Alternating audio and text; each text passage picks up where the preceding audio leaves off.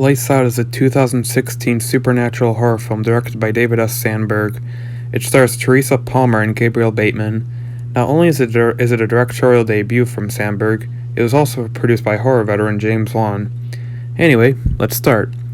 The plot of this film revolves around two siblings, Rebecca, played by Teresa Palmer, and Martin, played by Gabriel Bateman, who are dealing with a bit of domestic problems. You see, their mother is recovering from a very serious case of depression, which is slowly taking its toll on Martin. What's worse is that she keeps going through episodes where she talks to a dark-dwelling girl named Diana. When Rebecca and Martin find out Diana is all too real, all hell breaks loose, and now they must find a way to break the connection their mother seems to have with Diana before she does something horrible to them all. Now, even though Diana can only be seen in the dark, there's still a lot of factors going against these people. Like, sometimes the power will go out, sometimes Diana's ghost will knock out all sources of lights in the house. There's always something going against them. Now, this premise is a goldmine because this premise seems to be tapping into how when you're young, you feel vulnerable. You feel very vulnerable in the dark. You know there's nothing there that can hurt you, yet there is still the question of, what if something is there? That seems to go through your mind when you're that young in a dark environment. Sometimes you might even race to your bed before the demons hiding under it can come out and eat you. So I was more than happy that they took that fear a lot of children seem to have had, and expanded on it in the most creative way possible. I give premise a B+. Next is acting. Acting in this film was very impressive. Gabriel Bateman is probably one of the best child actors I've seen in a while. His performance in this was so good that it actually made me scared for him at times. And yet he also brought a bravery to the character that almost makes you relate to him. And I think that is good. I think it's important for the characters in your horror movie to be a little brave because you want them to be able to root for them when they face a supernatural entity. Maria Bello as Sophie, their mother, amazing.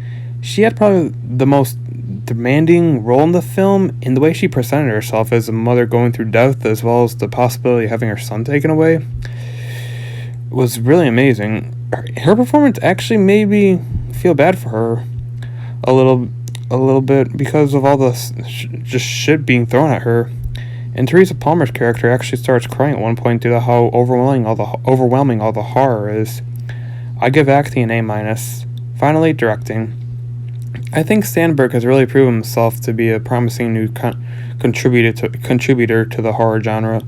This is a film that, despite having jump scares, actually focuses more on the build-up leading up to the jump scare, which not only helped more with the horror, but actually made the jump scares more effective. Also, the lighting how the lighting is handled in this movie is very smart, because it shows everything going on in the background where the light doesn't touch. For example, one character may have a flashlight up to their face, but the ghost can be seen behind them. Also, the way this film is paced is refreshing as well because as it progresses, you slowly begin to piece together why all of this is happening and why this ghost is so fixated on this family. I give directing an A-.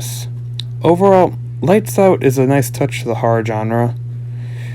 It tackles a premise that has admittedly been done countless times before, but expands on it in a very interesting way. On top of being a good horror film, there is also a good mystery underneath. Just who is this girl named Diana, and what was her relation to their mother? Add in the epic yet somewhat tear-jerking ending, as well as the underlying message that you can't always run away from your problems, and you got yourself a very underrated horror film. Although I will admit it can be predictable at times, but the interesting story and surprisingly good performances make up for it. It's also one of those movies, like with Hereditary and You Should Have Left, that would have made a good haunting hour episode. Ironic, since one episode is actually called Lights Out. I give Lights Out an A-. Thank you for watching, and don't forget to like and sub for more content.